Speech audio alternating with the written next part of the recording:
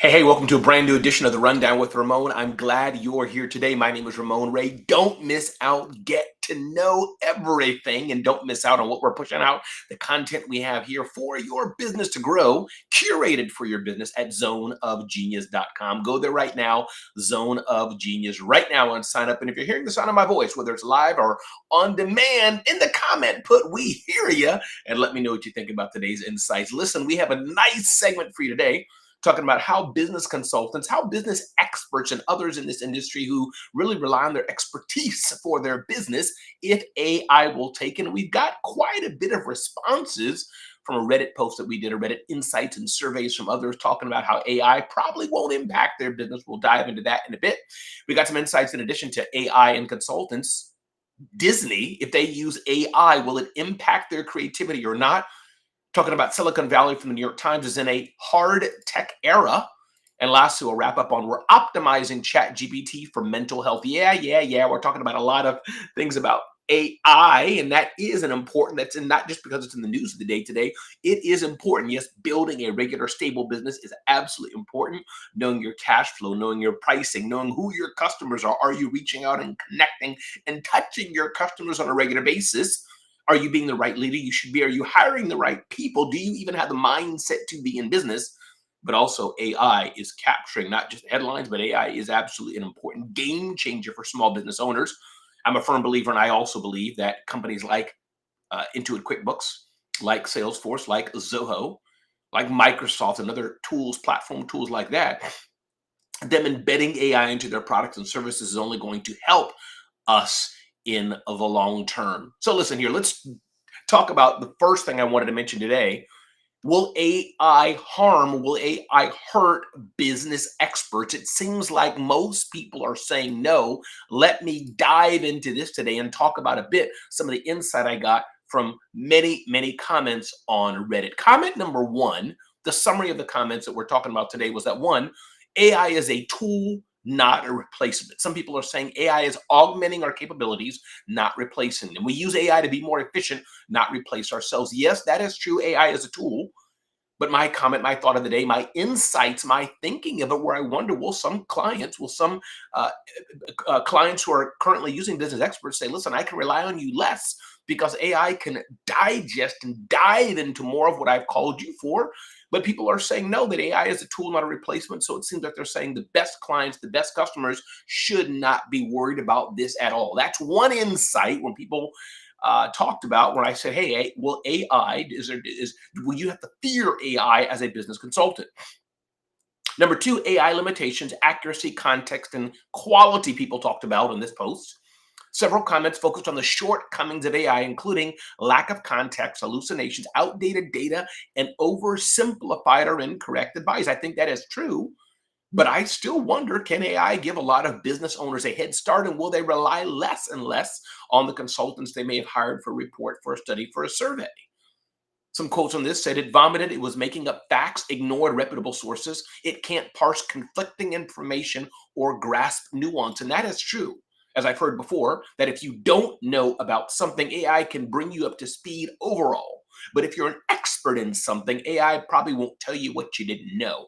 That's what people are saying in a Reddit post where I asked, do business consultants have to fear the use of AI? Number three is human skills and relationships do matter. Users noted that soft skills such as trust, communication, persuasion, and collaboration are irreplaceable. AI lacks the ability to build relationships, understand organizational culture, or navigate complex interpersonal dynamics. So they said business consultants don't have to fear because of this until AI can build trust over bourbon or save a deal going sideways. There's no need to fear AI. Clients value a trusted advisor who understands their business deeply. And I must say, this is true to some degree. You want to rely on a business consultant, on an advisor who understands you, understands your business, understand the dynamics. But I do think that if you're putting more and more and feeding the AI machine your business data, your insights, you're keeping feeding it, it's going to get smarter and smarter about who you are. And I believe more business owners can rely on AI to help guide or help inform or help get a little more insight into their business. That's my humble opinion. By the way, thanks for being here on the Rundown with Ramon. If you're watching this, if you're enjoying it, do me a favor, And let me know what you think about this. Comment AI if this segment is me speaking to you and if it's useful for you. And number four, AI plus consultant equals competitive advantage. And this is true. Some users see hybrid models, consultants using AI effectively, as the winning formula. Those who adapt AI strategically will outpace those who don't. And I believe this is the game changer. This is the key for using AI in business, is that it's consultants who are using AI to better inform their clients. This is good, and it's okay for the business owner. You should be using AI, pouring into it information and insights. Number five, AI might replace lower level or generic work, and I do believe this is true as well. A few responses mentioned that entry level consulting roles or templated tasks might be at risk. I know in McKinsey and other consulting firms, they're saying that the junior consultants might have some worry to do because the senior consultants who are more experienced, which experience is so important, a lot of the work they rely on a junior consultant for, AI can do. There was skepticism and satire in some of the posts because AI can't make a $500 an hour slide look like it solved world peace. Consultants are hired to tell CEOs their ideas are good. That was said in satire. There's concern about AI inequality or power concentration. A few users warned that resource-rich firms like the Big Four consulting company, McKinsey and Ernst& Young and others, or billionaires may build custom AI far superior to what individuals or smaller consultants can access. That is true in the near term.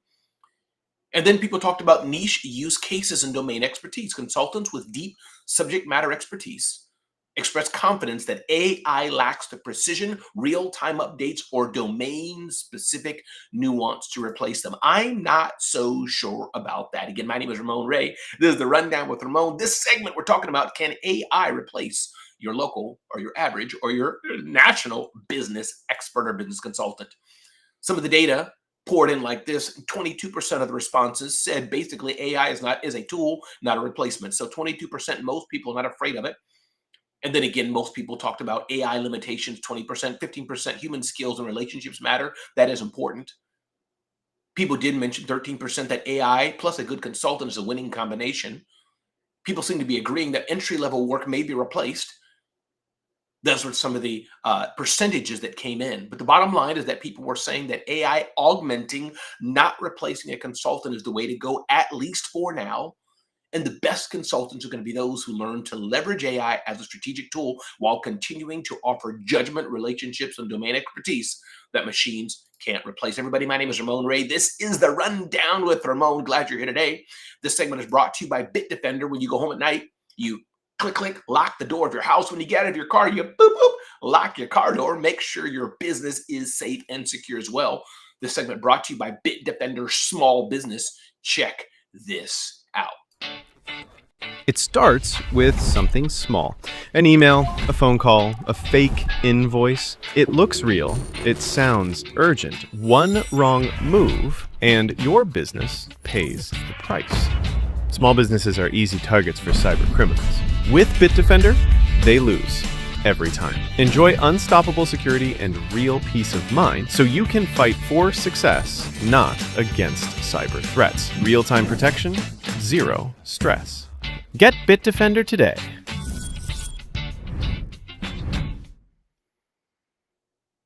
All right. Thanks to the team at Bitdefender for being a sponsor of the Rundown with Ramon. So it was interesting.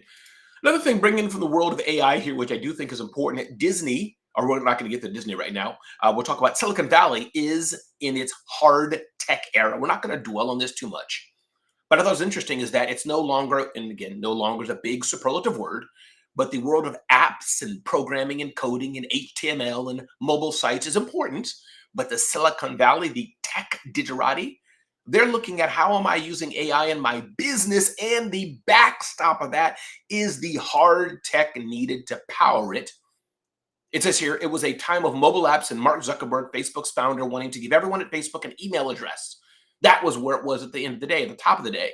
It was the antithesis of corporate America's stuffy culture. Engineers held morning meetings, sitting in rainbow-colored bean bags, took lunch gratis at the corporate sushi bar. But today, it's saying now it's mostly ancient history. Today, the tech has become harder The perks are fewer, and the mood has turned much more serious. The nation's tech capital has shifted into its artificial intelligence age. Some called it the hard tech era, where it's not this bro culture, easy to do, and it still is to some degree, but the signs are everywhere that it's harder now. In conference rooms, hacker houses, third wave coffee houses, or over Zoom meetings, knowledge of team terms like neutral networks, or rather, excuse me, neural networks, large language model, and graphical processing unit has become mandatory. The highly coveted hardware for running AI programs you can get your hands on. The tech epicenter has moved from the traditional cradle of Silicon Valley, the towns of San Jose, Mountain View, Menlo Park, and Palo Alto, 40 miles north of San Francisco, the home of the AI startups OpenAI and Anthropic. Tech giants like Google are no longer hiring in droves as they once did, and those with jobs at those behemoths are met by the watchful eyes of managers looking to cut dead weight rather than coddle employees. So my question to you is, as a small business owner, as an entrepreneur, should we learn from this? Is this the season where it's no longer about foosball tables and fluffy, fluffy, fluffy, where the hard work of business, even for a tech startup used to high valuations, that people are holding others more accountable? That the businesses at some point maybe must make a profit. Yes, the valuations are important for the venture capitalists, but are we entering into new age where the softer world of just, hey, let's lean back and make some money, where it's harder, that there's more mandates being made, are important? I forgot the CEO who it was, but I think Verizon CEO or others are known in saying, hey, team, we're going to hold you accountable. Hey, team, we need more people who can stand up. Hey, team, we need more people who want to work hard. Wayfair CEO said this months ago and got blasted for it by some, but I think it's important to consider. And I think we as entrepreneurs, we as small business owners, is it also time that we stand up, stand out, as we've always done, and make sure that our businesses are running in a fine-tuned operation of excellence. From the pages of AI, I thought this was interesting. If Disney uses AI for its creativity, if Disney uses AI for what it's doing, reports the Wall Street Journal, is it still the quote unquote magic that Disney is known for? The stakes are especially high for the studio, caught between how to use artificial intelligence in the filmmaking process and how to protect its famed characters against it. Because before, it would take a lot of money and resources to create what Disney created, but now anybody with a computer can create pretty good animations and more. When Disney began working on a new live action version of its hit cartoon Mona, executives started to ponder whether they should clone its star Dwayne Johnson. The actor was reprising his role in the movie as Maui, a barrel-chested demigod, but for certain days on set, Disney had a plan in place that wouldn't require Johnson to be there at all. Under the plan they devised, Johnson's similarly buff cousin, Tanao Reed, who is 6'3" and 250 pounds, would fill in as a body double for a small number of shots. Disney would work with AI company Metaphysic to create deep fakes of Johnson's face that could be layered on top of Reed's performance in the footage, a digital double that effectively allowed Johnson to be in two places at once.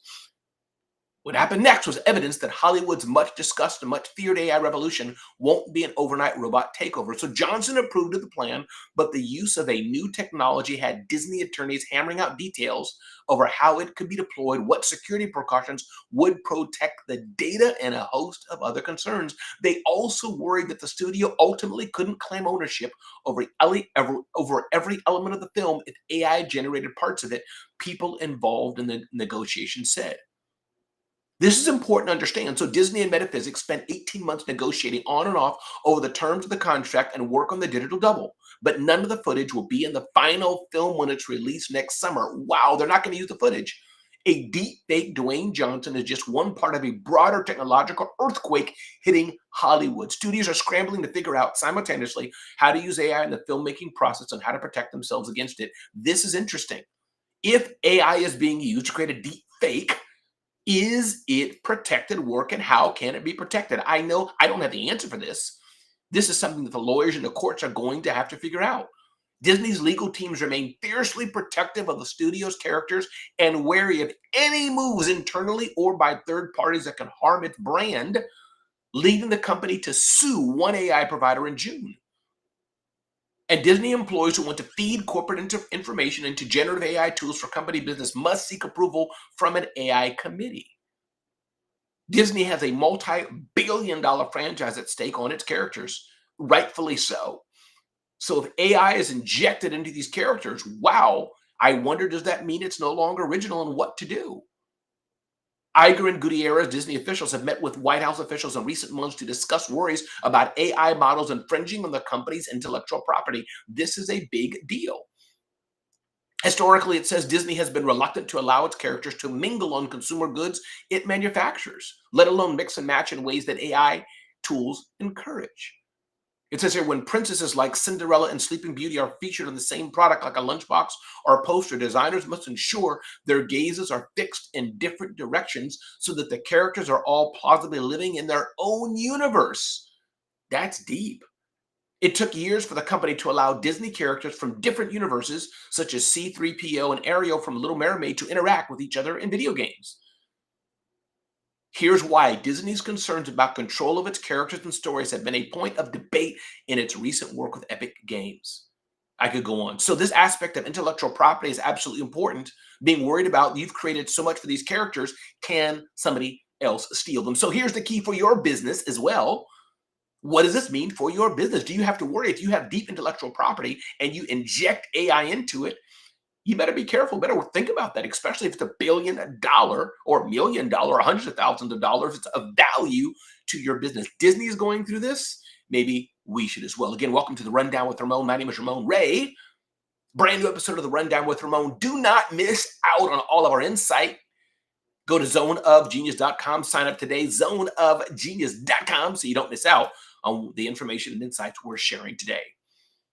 What we're optimizing ChatGPT for. I saw this, and ChatGPT is being sensitive to the needs of people's mental health because the AI is being so good that more and more people are relying on it to talk to it, to chat to it, to get insights, to solve their problems. I'm doing it from time to time, asking questions about my marriage, asking questions about my kids. So ChatGPT says here, we built ChatGPT to help you thrive in all the ways you want, to make progress, learn something new, or solve a problem, and then get back to your life. Our goal isn't to hold your attention, but to help you use it well, so they say. This is what a helpful ChatGPT experience could look like. Help me prepare for a tough conversation. ChatGPT tunes into what you need to feel your best, but with resources like practice scenarios or a tailored pep talk so you can walk in feeling grounded. I need to understand my lab results. It explains the numbers and helps you ask the right questions of your doctor so you and your doctor can personalize your care with more information.